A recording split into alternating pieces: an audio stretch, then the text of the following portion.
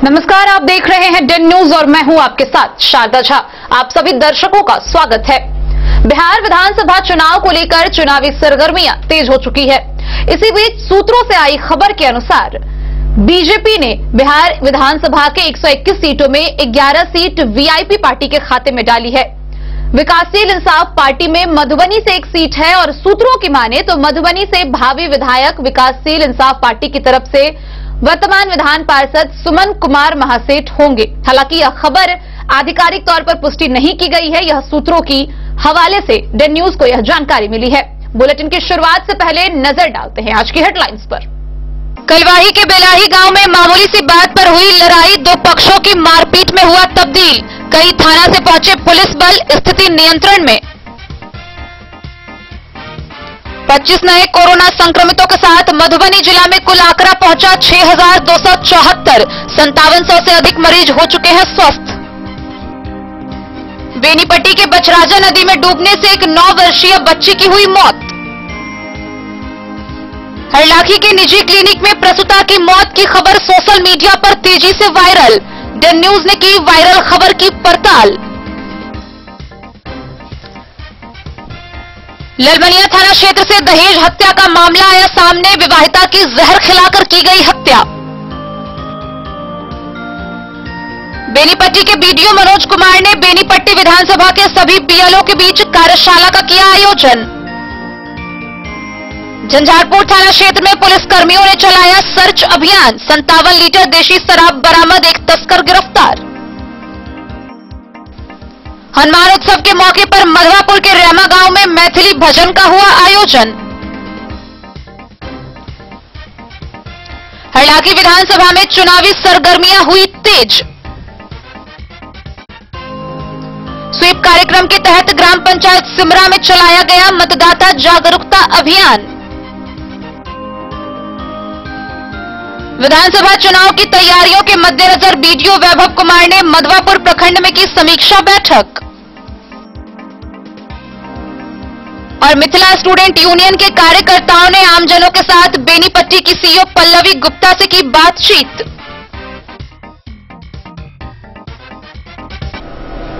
खबरें अब विस्तार से। बीती रात कलवाही थाना अंतर्गत बेलाही गांव में मामूली सी बात पर दो पक्षों में बहस हुई और यह बहस इतनी बढ़ी कि मामला मारपीट, तोड़फोड़ और लूटपाट पर जा पहुंचा। बाद में एसडीएम, डीएसपी समेत दर्जनों थाना की पुलिस बल, एसएसबी और मिलिट्री फोर्स मौके पर पहुंची और स्थिति को नियंत्रण में लिया।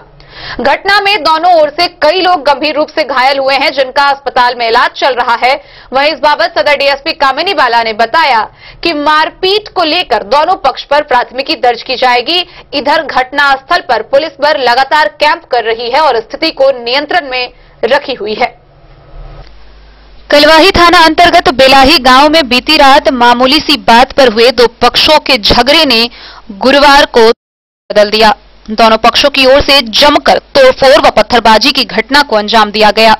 बेलाही गांव में सड़क पर चारों ओर पत्थरों के फेंके जाने के निशान व दुकानों व घरों में हुए लूटपाट के कारण सामान बिखरे रहने की गवाही यह बता रहा था कि वहां जमकर बवाल काटा गया है। इस घटना में दोनों पक्षों के आधे दर्जन से ऊपर लोगों को चोट लगी है। बाद में भारी संख्या में पुलिस व प्रशासनिक अधिकारियों का आमला घटनास्थल पर पहुंचा। सदर एसडीओ अभिषेक रंजन, डीएसपी मुख्यालय प्रभाकर तिवारी, सदर एसडीपीओ कामिनी बाला, जयनगर के एसडीपीओ शौर्य कुमार, बेनीपट्टी के एसडीपीओ अरुण कुमार सिंह, एसएसबी के कमांडेंट अजय कुमार, विधि व्यवस्था के पुलिस निरीक्षक अतुल कुमार मिश्रा, नगर थानाध्यक्ष धर्मपाल, थानाध्यक्ष रेखा राहुल कुमार, बाबूबरही थानाध्यक्ष रामाशीष कामत, कलवाही के बीडीओ किशोर कुमार, नगर थाना के सब इंस्पेक्टर अरविंद कुमार सहित सेंट्रल फोर्स मौके पर पहुंची और शांति व्यवस्था कायम किया। घटना के संबंध में स्थानीय लोगों ने पुलिस को दिए बयान में बताया कि बीते बुधवार की रात एक पक्ष की लड़की जो अपने घर से शौच के लिए निकली थी, उसे किसी अज्ञात मोटरसाइकिल सवार से धक्का लग गया, जिसमें पीड़ित लड़की व मोटरसाइकिल सवार दोनों घायल हो गए। उसी पक्ष के लोगों द्वारा लड़की व घायल चालक को अस्पताल ले जा रहे थे। इसी क्रम में बेलाही गांव के मुख्य सड़क पर दूसरे पक्ष का दो लड़का जो नशे की हालत में था, उन लोगों को हॉस्पिटल जाने से रोकने का प्रयास किया व मोटरसाइकिल सवार व चालक को वहां से निकल जाने दिया। इसी क्रम में दोनों पक्षों में पहले हल्की झड़प हुई। देर रात मामला होने के कारण तत्काल मामला शांत हो गया। इसी बीच पुलिस की गश्ती टीम भी घटनास्थल पर पहुंची और कुछ देर बाद रुकने के बाद वहां से चली गई।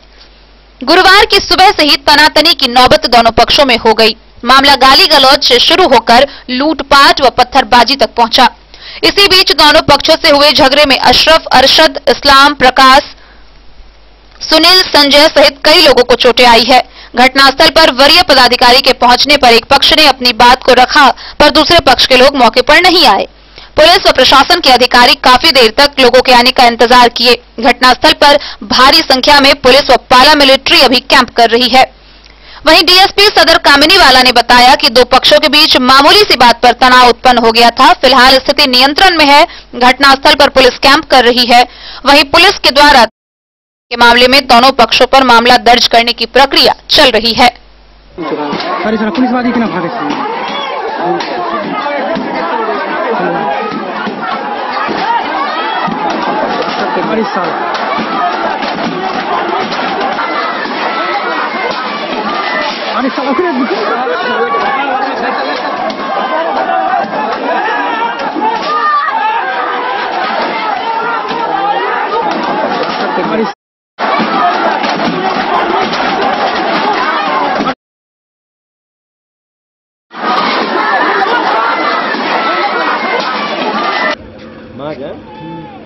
वो तो अपने सबसे पकड़ा दिए ना। लगेगा ना रोड़ा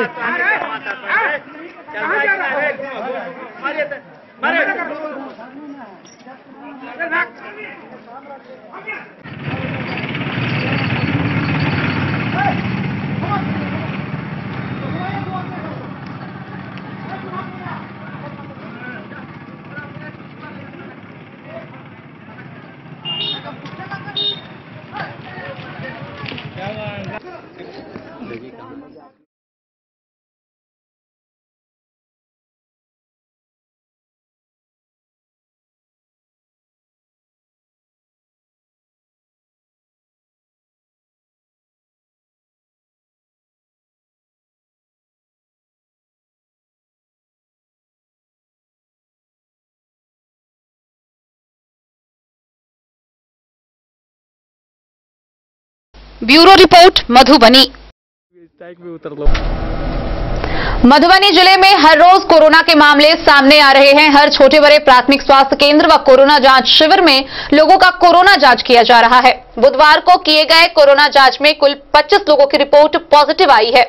आईडीएसपी की रिपोर्ट के अनुसार मधुबनी जिले में बुधवार तक आई रिपोर्ट के माध्यम से अभी तक कुल 6,274 कोरोना मरीजों की पुष्टि मधुबनी जिले में की जा चुकी है।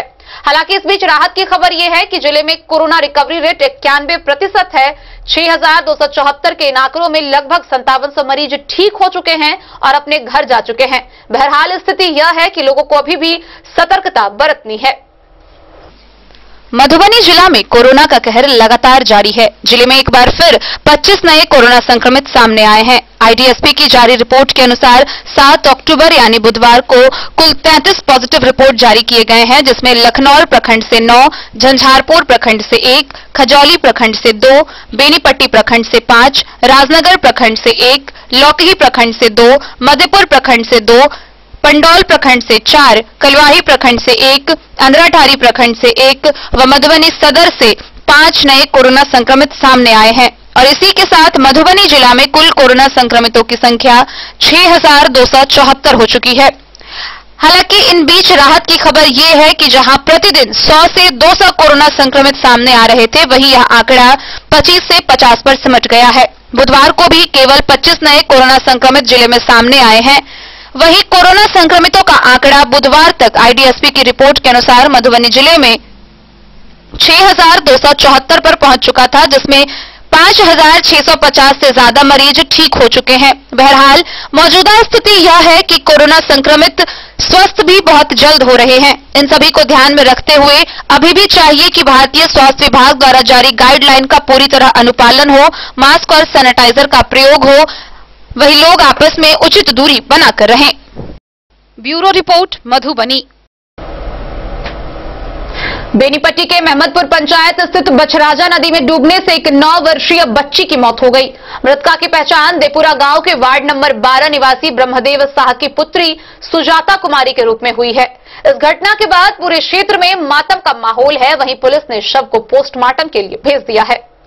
मधुबनी के बेनीपट्टी अंचल क्षेत्र के महमदपुर पंचायत के देपुरा नया टोला स्थित बछराजा नदी में डूबने से देपुरा गांव के वार्ड नंबर 12 निवासी ब्रह्मदेव शाह की 9 वर्षीय पुत्री सुजाता कुमारी की मौत हो गई है। गौरतलब है कि मृतका सहित 3 बच्चियां बछराजा नदी में स्नान करने गई थी। अधिक पानी में चले जाने के कारण सुजाता पानी के बहाव में बह गई, जहां उसकी मौत हो गई। 2 बच्ची किसी भी तरह नदी से सुरक्षित बाहर निकलकर वापस अपने घर पहुंची। जब उन दोनों से सुजाता के बारे में पूछा गया तो डर के मारे पहले तो वह बता नहीं रही थी। जब सुजाता अपने घर नहीं पहुंची तो परिजनों ने खोजबीन शुरू की। खोजबीन के बाद भी बच्ची नहीं मिली। तब अंत में 2 अन्य बच्ची में से एक ने बताया कि सुजाता नदी में डूब गई, जिसके बाद परिजनों ने ग्रामीणों के साथ मिलकर नदी के समीप जाकर पानी में उतरकर बच्ची की खोजबीन की, जहां बच्ची का शव बरामद हुआ। बच्ची के मौत से उनके पिता ब्रह्मदेव शाह, माता मंजू देवी सहित अन्य परिजनों का रो रो कर बुरा हाल है। मृतका के पिता ने बताया कि वो 4 बहन भाई में तीसरे स्थान पर थी। पुलिस ने शव को पोस्टमार्टम के लिए भेज दिया है।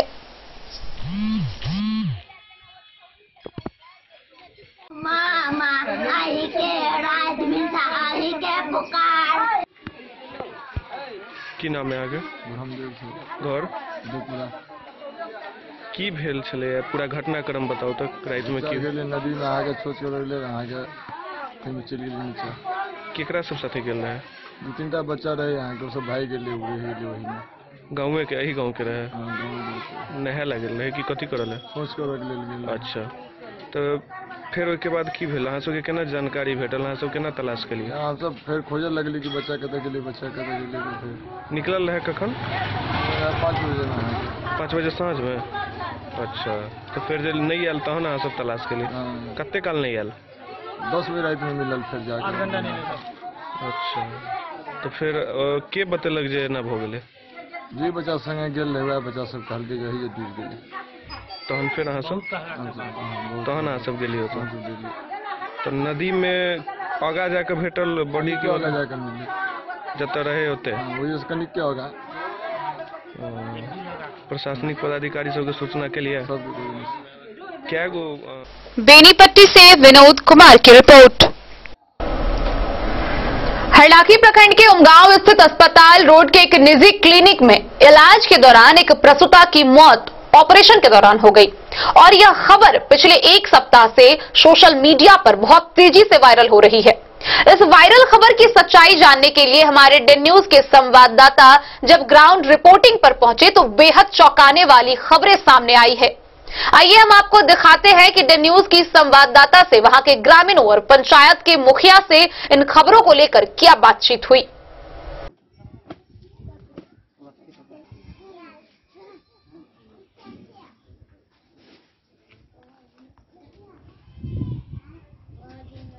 घटना यह भेलै कन्या के तबियत खराब भ गेलै, बच्चा होनहारी रहे, ओकरा उमगांव भर्ती कलकै, ओकरा भूतनी सम्हरलै तो 2 दिन के बाद में हम ही कहली यहाँ भूतनी सम्हरा वाला है तो जा दू दरभंगा गेलै तो जाकर 2-3 दिन के बाद मैया स्वर्गीय भ गेलै। कुछ नहीं, कुछ कहीं नहीं शिकायत नहीं। उमगांव भर्ती कैलिए तब ओकरा जोड़े डॉक्टर कोनो जो हमरा शिकायत कुछ कही नहीं, प्रेम भाव से दरभंगा भेजलकै। वही 2 दिन के बाद में ओकरा मौत नहीं रहे, जिए के नहीं रहे तो वो खत्म भ गेलै। हमार नाम है रामपार मंडल, थाना हरलाखी, अब हरलाखी बीरता घर मालती देवी तो खबर वाला छापा था, वो हमको मर्जी से नहीं छापा था, वो अपना जो अच्छा हुआ वो छाप दिया। हम लोग का कोई वैसे कोई मतलब नहीं था। हाँ चुप सब पछी भागे लगे छे।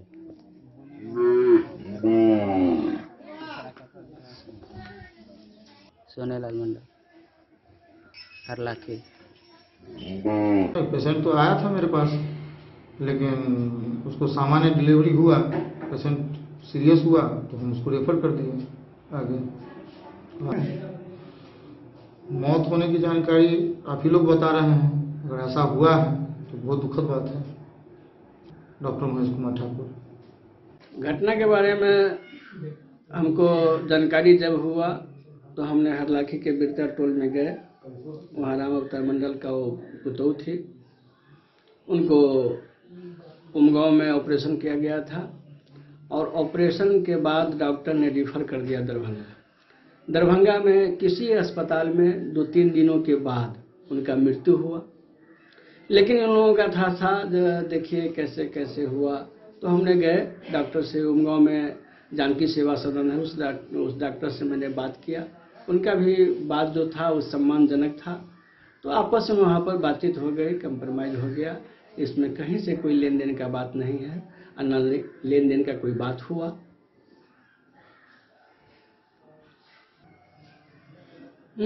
उसका जब हम गए उनके घर पर, राम अवतार के घर पर, तो जिज्ञासा के रूप में जिज्ञासा भी किए, उन लोगों को कहे भी।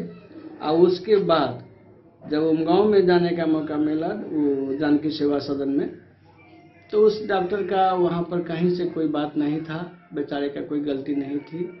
और उन्होंने पेशेंट को दरभंगा रेफर कर दिया था और रेफर करने के बाद 3 दिनों के बाद दरभंगा अस्पताल में उसका मृत्यु हुआ। और उसके बाद यहाँ पर आया ये लोग। लेकिन मीडिया वाला आजकल तो जहाँ 10 आदमी का भीड़ इकट्ठा होता है क्या हुआ नहीं हुआ, तो मीडिया में जो ये छापा गया जो मुआवजा को लेकर के ऐसा कोई बात हुआ, ऐसा कोई बात नहीं है। मेरा नाम हुआ दयानंद झा, ग्राम पंचायत राज हरलाखी का मैं मुखिया हूँ। हरलाखी से संजय राउत की रिपोर्ट। पहले प्रेम प्रसंग चला, फिर ग्रामीणों ने प्रेमी मनीष व प्रेमिका अनिला का जबरन विवाह करवा दिया और विवाह के 2 महीने नहीं हुए कि प्रेमिका से विवाहिता बनी महिला को ससुराल वालों ने जहर खिलाकर मार दिया।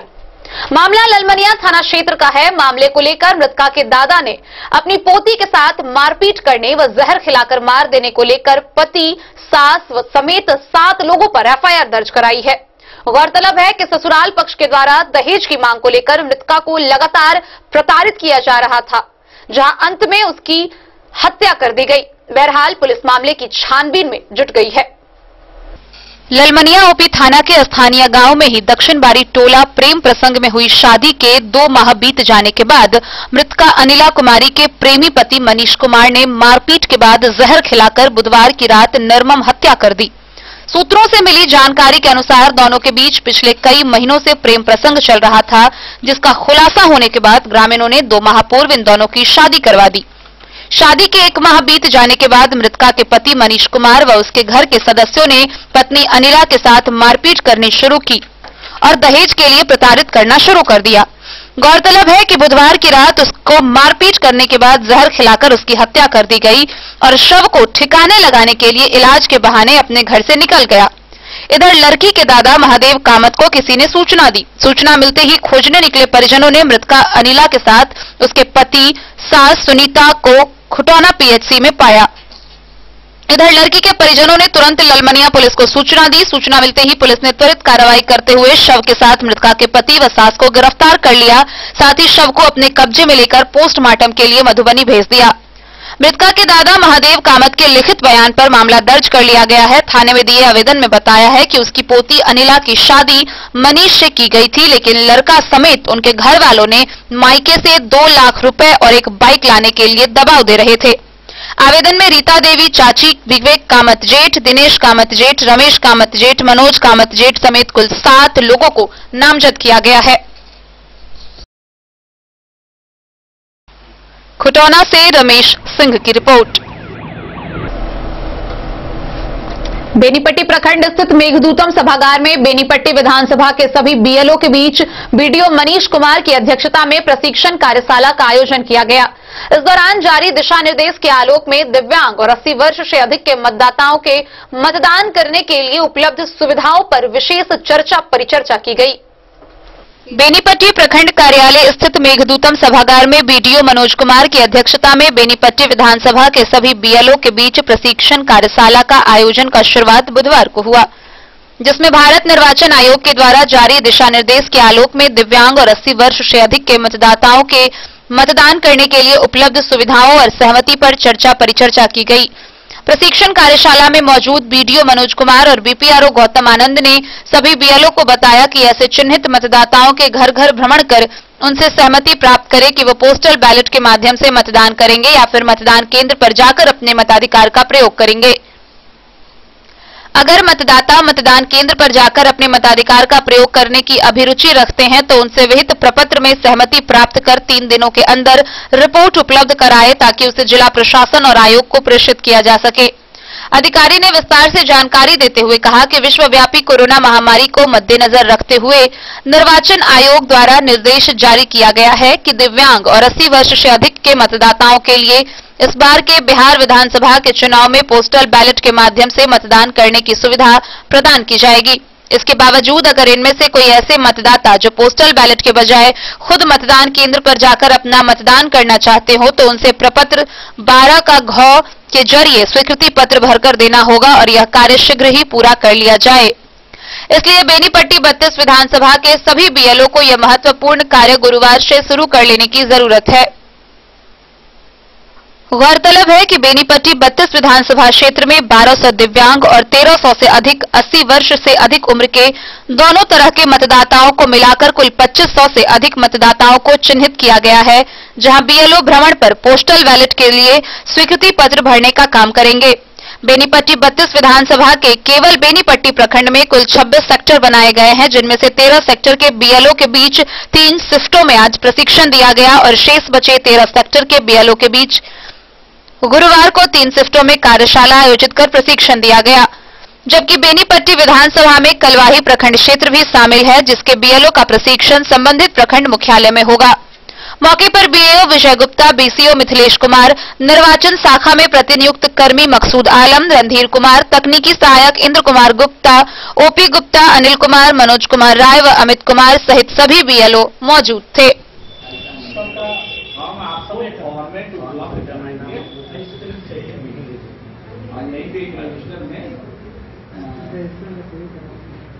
देखिए फॉर्म को बर्बाद नहीं कीजिएगा लोग, अच्छा से भर लिया, इसमें कुछ हाथी घोड़ा।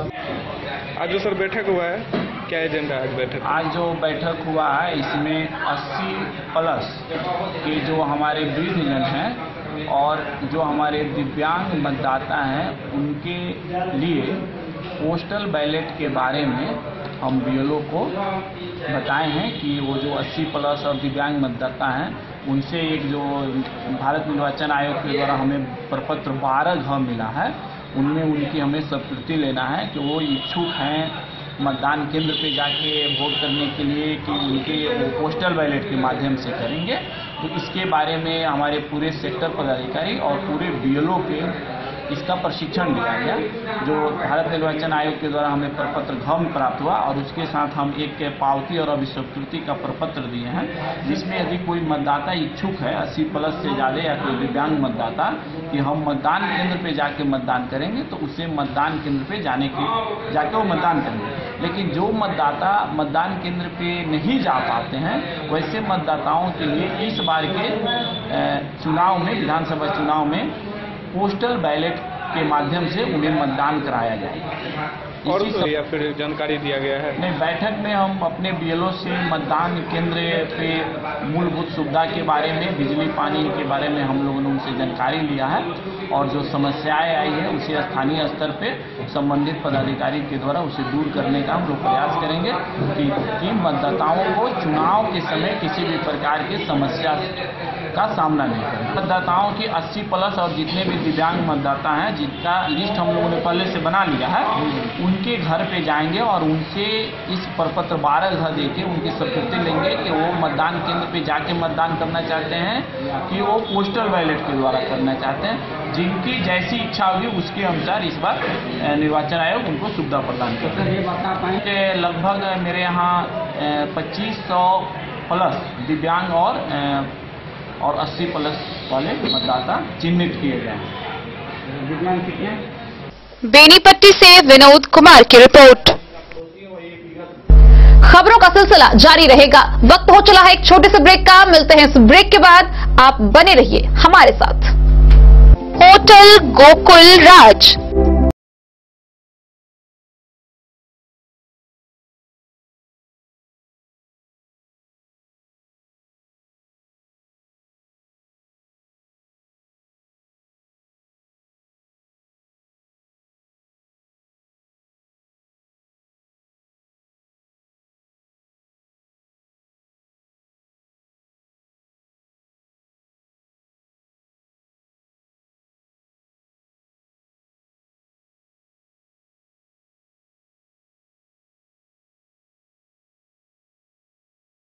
नंबर 1 में पूरे मिथिलांचल क्षेत्र का सबसे भव्य होटल होटल गोकुल राज। 4 मंजिला इमारत की इस होटल में है 4 बड़े बड़े बैंकेट हॉल, रिंग सेरेमनी, शादी, मीटिंग या पार्टी, हर एक आयोजन के लिए अलग से हॉल की व्यवस्था, रेस्टोरेंट की व्यवस्था जहां एक से बढ़कर एक लजीज व्यंजनों का मिलेगा संगम, और रहने का उचित प्रबंध, suite room, AC room, non AC room से सुसज्जित होटल जहां लिफ्ट की भी है व्यवस्था, पार्किंग का पूरा इंतजाम। तो आइए और जिंदगी में खुशियों से भरी यादें शामिल करिए। होटल गोकुल राज मधुबनी में आप लोगों का स्वागत है। Hotel Gokul Raj, Lahariyaganj, ward number 1, Madhubani. शुभारंभ तिथि 17 अक्टूबर 2020। Hotel Gokul Raj, ward number 1, Lahariyaganj, Madhubani. Meera eye clinic, जहां आंखों से संबंधित हर प्रकार के रोग के इलाज की है व्यवस्था। दिल्ली के मशहूर college Maulana Azad medical college से प्रशिक्षित डॉक्टर संजीव कुमार शर्मा के द्वारा किया जाता है आंखों के रोग का इलाज, काला मोतिया के स्क्रीनिंग और मैनेजमेंट की व्यवस्था, डायबिटिक रेटिनोपैथी के इलाज की व्यवस्था, कंप्यूटराइज्ड आई टेस्टिंग या लेजर कैप्सुलोटॉमी की भी पूरी व्यवस्था। यहां आंखों की समस्या से परेशान रोगी के सफल इलाज की पूरी गारंटी है। साथ ही आंख के तिरछापन का भी सफल इलाज किया जाता है। Meera eye clinic, hospital road, Madhubani. नमस्कार, प्रणाम। मैं हूं गुंजन पंत। प्रिय केबल ग्राहकों, लॉकडाउन के दौरान अपने केबल ऑपरेटर के मासिक शुल्क का भुगतान ऑनलाइन या फिर मोबाइल विकल्प द्वारा करें, अन्यथा अपने लोकल केबल ऑपरेटर से संपर्क करें और देखते रहें अपना पसंदीदा चैनल। सुरक्षित रहें।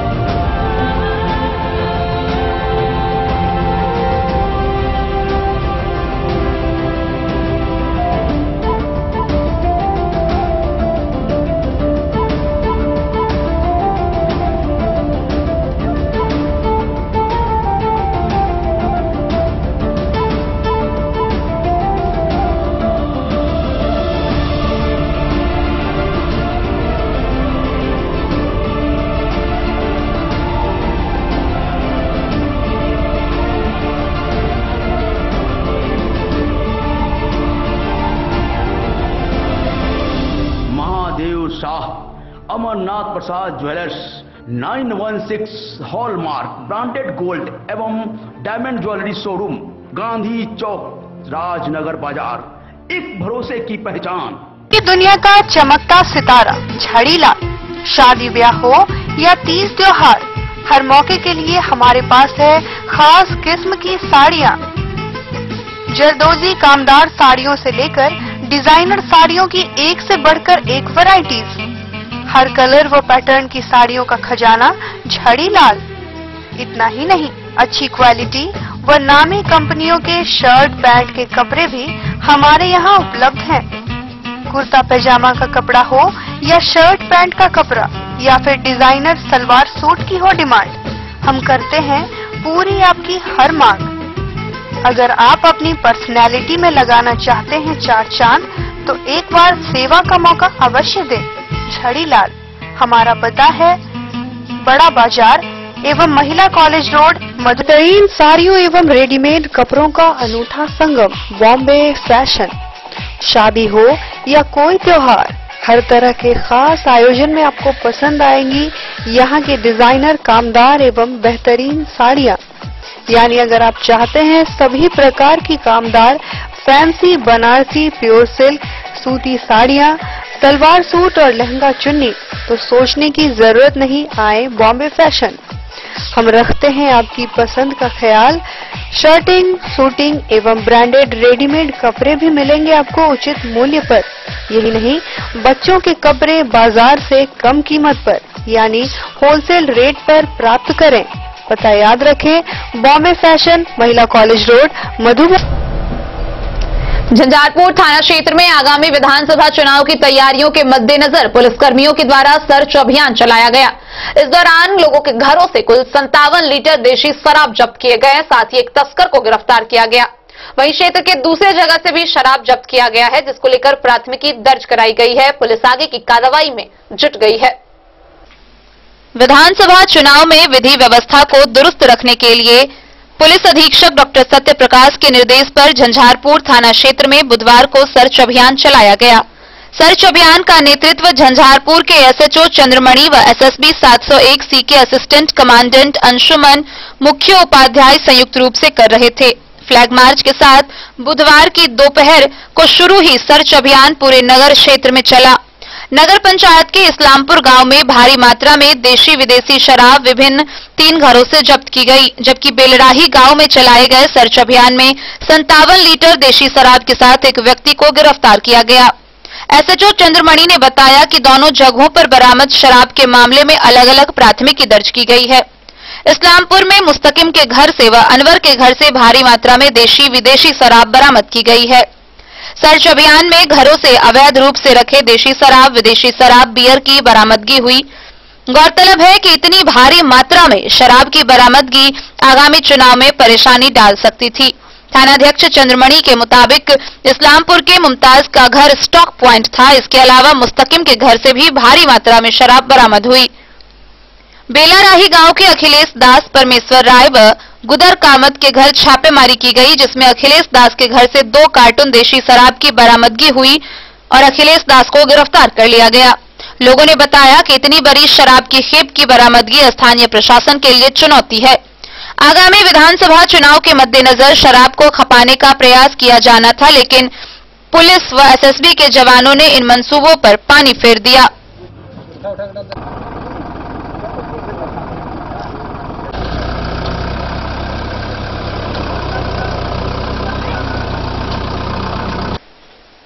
झंझारपुर से सरफराज सिद्दीकी की रिपोर्ट।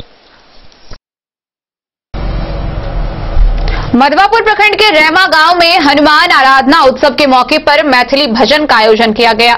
इस मौके पर गांव के युवा कलाकारों ने एक से बढ़कर एक मैथिली भजन की प्रस्तुति दी। मधवापुर प्रखंड क्षेत्र के रेमा गांव में मैथिली भजन संध्या सांस्कृतिक कार्यक्रम का आयोजन हुआ। गांव के युवा कलाकारों की टीम ने एक से बढ़कर एक मैथिली भजन पेश किए। हनुमान आराधना उत्सव के मौके पर कार्यक्रम किया गया। रोचक सांस्कृतिक प्रस्तुति को देखने सुनने के लिए देर रात तक दर्शक जमे रहे। हनुमान आराधना के दौरान कलाकारों ने आसुरी शक्तियों पर न्याय की विजय विश्व को प्रमुखता में से रखा। श्री रामचरितमानस के सुंदरकांड अध्याय पर आधारित विषयों को संगीत के माध्यम से मंचन कर आतंकवाद पर कलाकारों ने जोरदार हमला किया। कार्यक्रम का आयोजन गोपाल झा ने किया। धर्मनाथ झा, जयशंकर झा, बम बम राधेश्याम झा, विष्णुकांत झा, भोगी पासवान, प्रेमचंद्र झा, निरंजन झा सहित मौके पर दर्जनों लोग उपस्थित थे।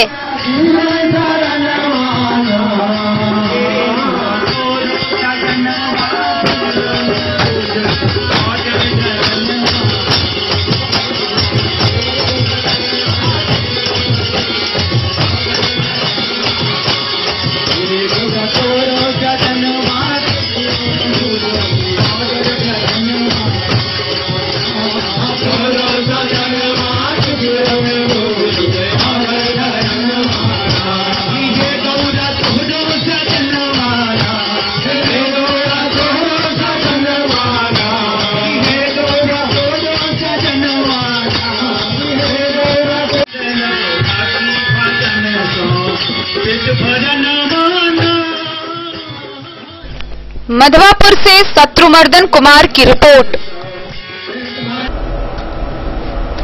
हरलाखी विधानसभा में चुनावी सरगर्मियां तेज होती जा रही है। जहां एक ओर विभिन्न पार्टियों से उम्मीदवार मैदान में आ रहे हैं, तो वहीं किसी भी पार्टी से टिकट नहीं मिलने के बाद कई निर्दलीय उम्मीदवारों ने भी चुनाव लड़ने का दावा पेश किया है। इसी क्रम में हरलाखी के बौरहर में क्षेत्र भ्रमण कर रहे जिला परिषद श्रवण कुमार यादव और उनके समर्थकों ने डे न्यूज से क्या बातचीत की, आइए आपको दिखाते हैं। आपको बराबर पिछले 1 साल से क्षेत्र में भ्रमण करते हुए देखा जा रहा है, क्या इस चुनाव की तैयारी है क्या आपका? जी, मैं श्रवण कुमार यादव जिला पार्षद क्षेत्र संख्या 4 मधवापुर से आता हूं।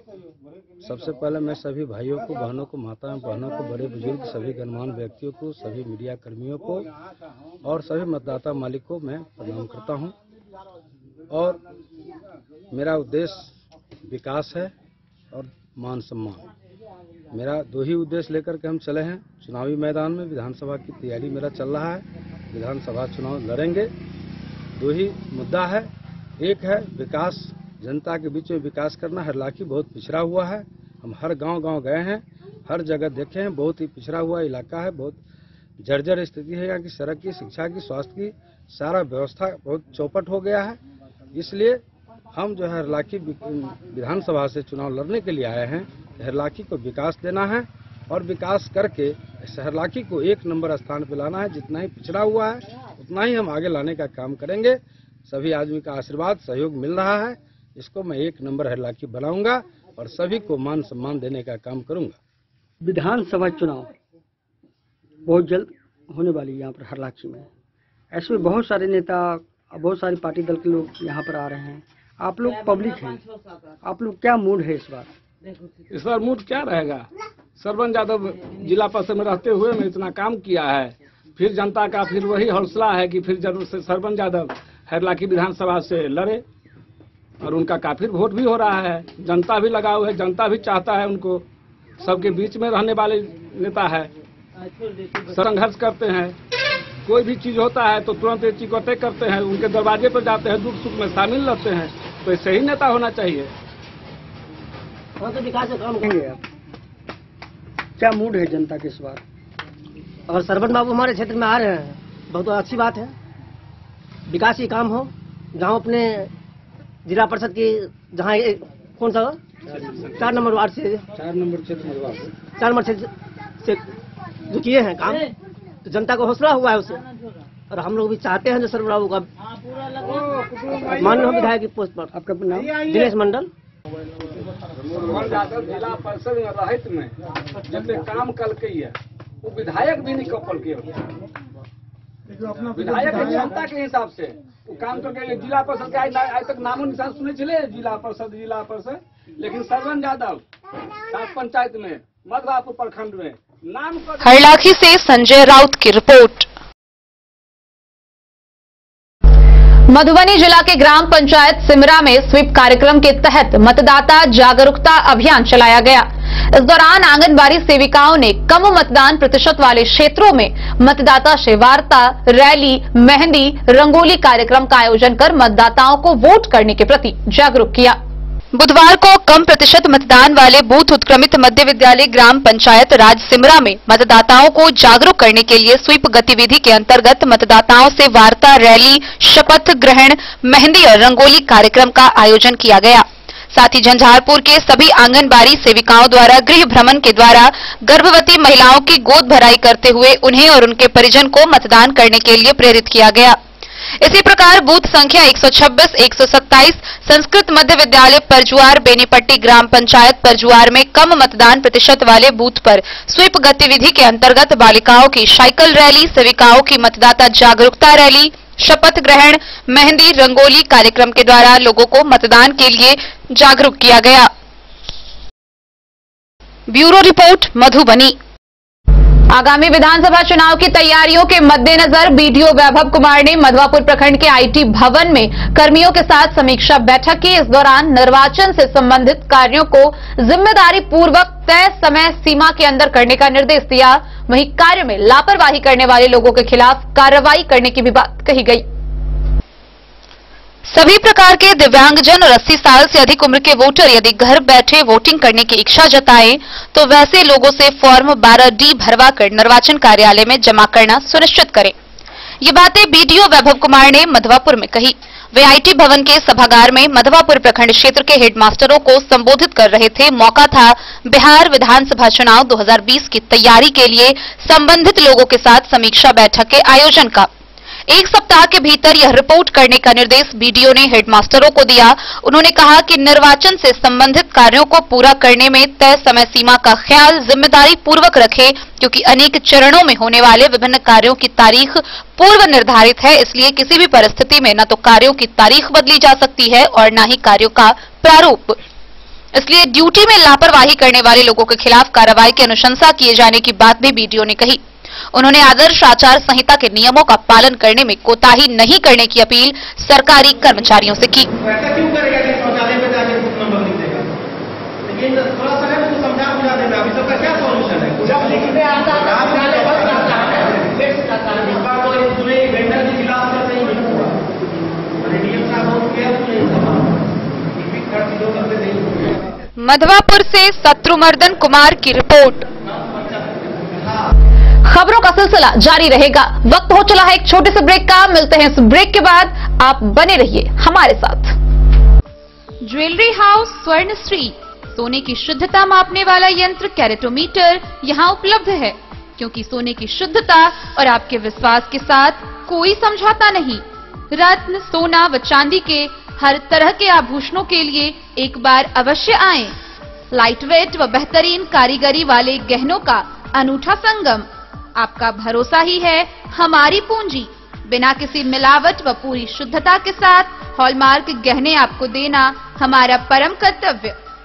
तो देर किस बात की, अपने मनपसंद गहनों की खरीदारी के लिए आज ही आए। पता याद रखें, jewellery house Swarnashree, Bada Bazaar, Madhubani. Shakuntala sales DG world. Shakuntala sales DG world, यहाँ आपको मिलेगा हर तरह का इलेक्ट्रॉनिक होम अप्लायंसेस। जी हाँ, घर के जरूरत और ऐशो आराम के सभी इलेक्ट्रॉनिक उपकरण यहाँ उपलब्ध हैं। उचित मूल्य के साथ विभिन्न कंपनियों के सामानों के लिए डीजी वर्ल्ड देता है आपको विश्वसनीयता की पूरी guarantee. Whirlpool, Godrej, LG, Samsung, Sansui, Videocon सहित कई और कंपनियों के सामान उचित मूल्य पर प्राप्त करें।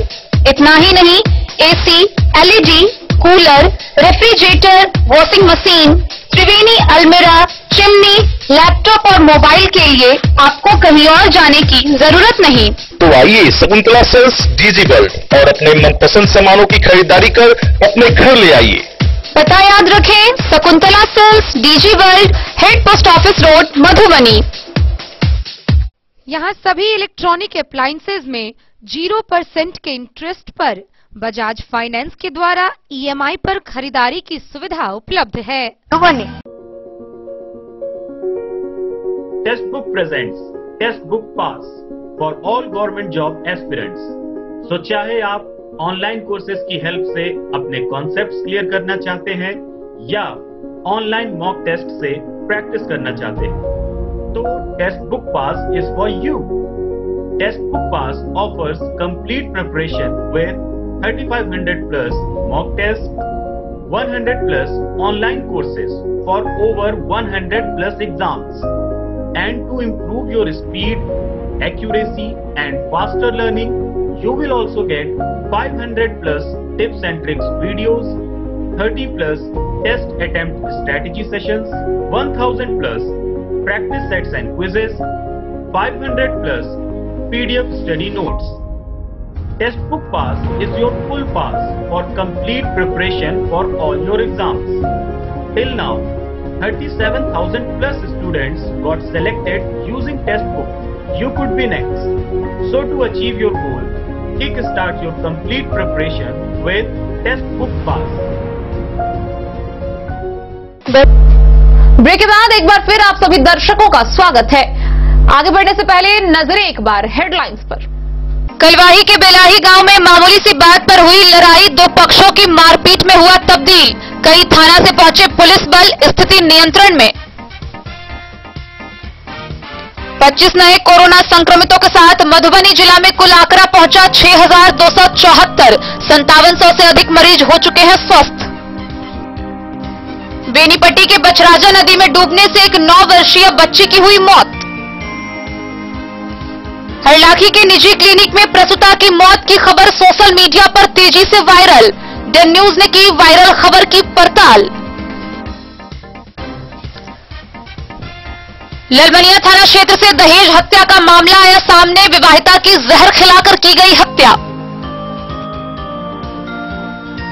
बेनीपट्टी के बीडीओ मनोज कुमार ने बेनीपट्टी विधानसभा के सभी बीएलओ के बीच कार्यशाला का किया आयोजन। झंझारपुर थाना क्षेत्र में पुलिस कर्मियों ने चलाया सर्च अभियान। 57 लीटर देशी शराब बरामद, एक तस्कर गिरफ्तार। हनुमान उत्सव के मौके पर मधवापुर के रेमा गांव में मैथिली भजन का हुआ आयोजन। हरलाखी विधानसभा में चुनावी सरगर्मियां हुई तेज। स्वीप कार्यक्रम के तहत ग्राम पंचायत सिमरा में चलाया गया मतदाता जागरूकता अभियान। विधानसभा चुनाव की तैयारियों के मद्देनजर बीडीओ वैभव कुमार ने मधवापुर प्रखंड में की समीक्षा बैठक।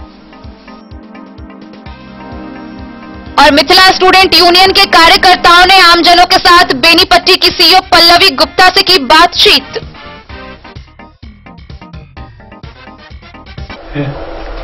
बेनीपट्टी थाना क्षेत्र के बिसनपुर पंचायत के दर्जनों बाढ़ पीड़ितों को अब तक बाढ़ सहायता राशि नहीं मिली है। वहीं से आक्रोशित एमएसयू के कार्यकर्ताओं ने बेनीपट्टी की सीईओ पल्लवी गुप्ता से मुलाकात की और इस दौरान क्षेत्र को पूर्ण रूपेण बाढ़ पीड़ित घोषित करने व आम जनों पर हुए एफआईआर को वापस देने के संबंध में उनसे बातचीत की और इस बाबत सीईओ से उन्हें सकारात्मक आश्वासन मिला है। मिथिला स्टूडेंट यूनियन के कार्यकर्ताओं ने बिशनपुर के कुछ आम जनों के साथ अंचल कार्यालय पहुंच सीईओ पल्लवी गुप्ता से मुलाकात किया। साथ ही बिशनपुर को पूर्ण रूपेण बाढ़ से प्रभावित सूची में शामिल करने और आम जनों पर हुए एफआईआर को वापस लिए जाने से संबंधित वार्ता की। हालांकि सीईओ ने भी एमएसयू के कार्यकर्ताओं और ग्रामीणों को सकारात्मक आश्वासन दिए हैं। प्राप्त जानकारी के अनुसार एमएसयू बिशनपुर के ग्रामीणों पर किए गए एफआईआर के खिलाफ और पंचायत को बाढ़ से पूर्ण प्रभावित घोषित किए जाने की मांग को लेकर प्रतिरोध मार्च निकालने वाली थी, मगर सीईओ से वार्ता हो जाने के कारण कार्यक्रम स्थगित कर दिया गया। वार्ता में सीईओ ने आश्वासन दिया कि मांग पत्र को जिला भेजा जाएगा ताकि सकारात्मक पहल हो सके।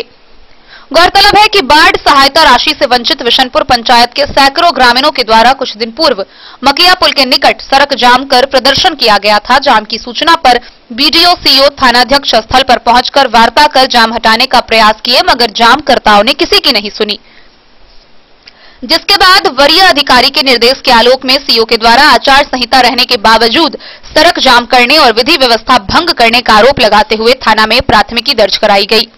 वार्ता में एमएसयू के पूर्व बिहार प्रभारी नीरज शेखर, मिथिलावादी पार्टी के जिलाध्यक्ष विवेक राय, एमएसयू के पूर्व राष्ट्रीय अध्यक्ष आशीष झा चुन्नू, जिलाध्यक्ष शशि अजय झा, बिशनपुर के ग्रामीण क्रांति कुमार चौधरी, दसई पासवान, सजल कुमार, शशि रंजन मिश्र, रामरथी देवी, राम सखी देवी, ममता, मुरारी, दीपक और कमल मौजूद रहे। मिलने के बाद क्या सीईओ साहब बोले हैं जो क्या कहते हैं बाढ़ इलेक्शन के बाद आप लोग 6,000 रुपया वाला मिलेगा इलेक्शन के बाद, और केस पर जो नाम हटाना था जो वो भी इलेक्शन के बाद बोले हैं। आचार संहिता के बाद इलेक्शन के बाद। क्या नाम हुआ?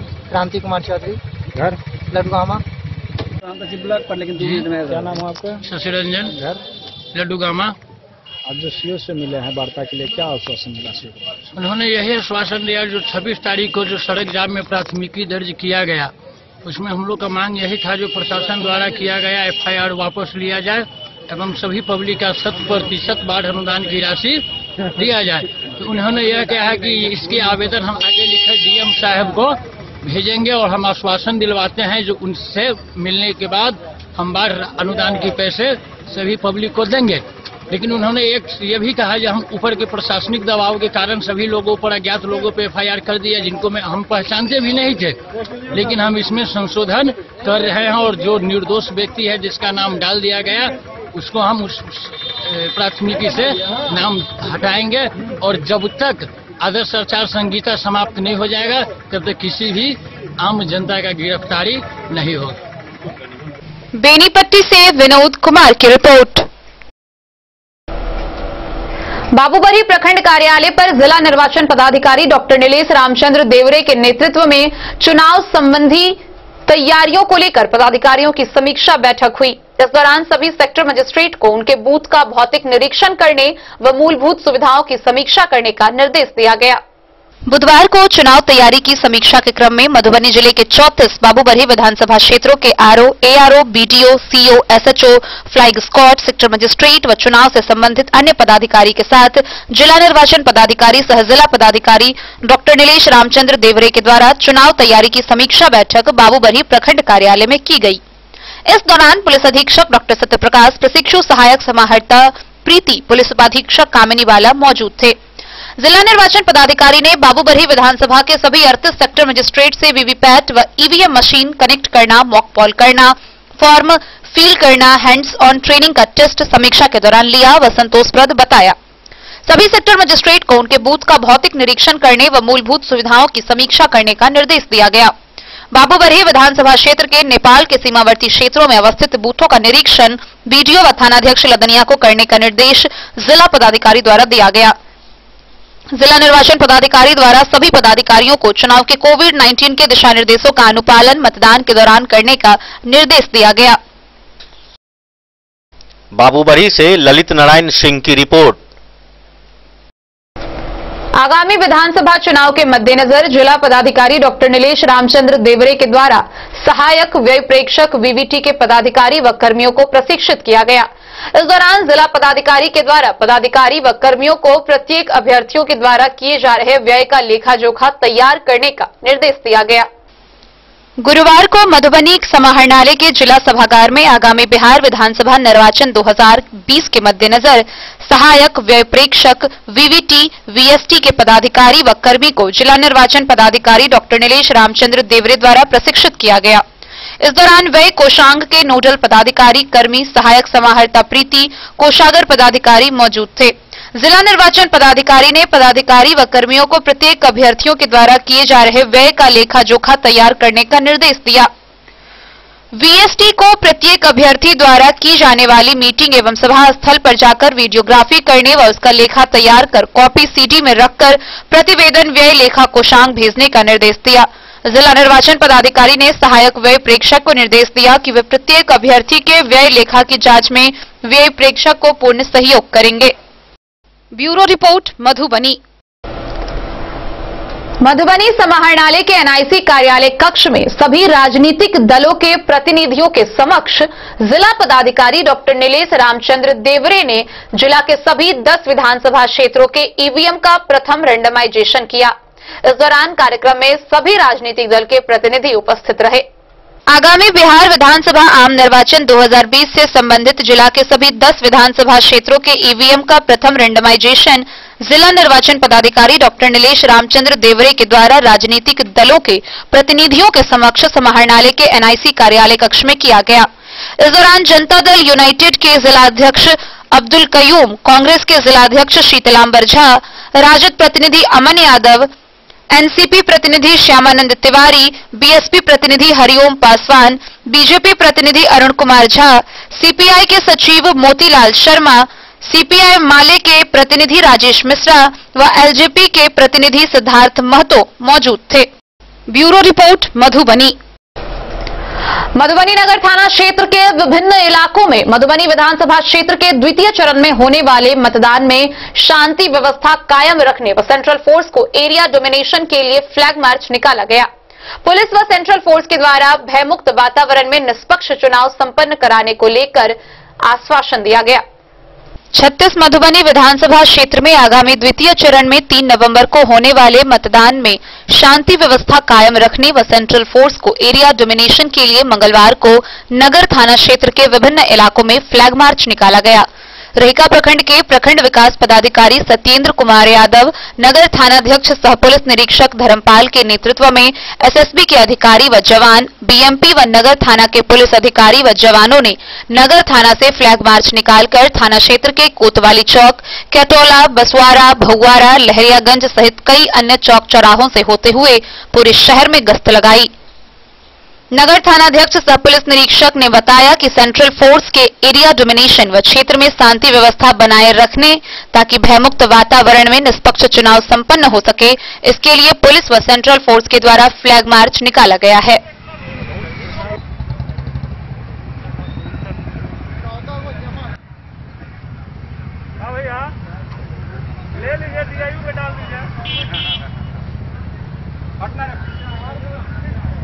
हो गया।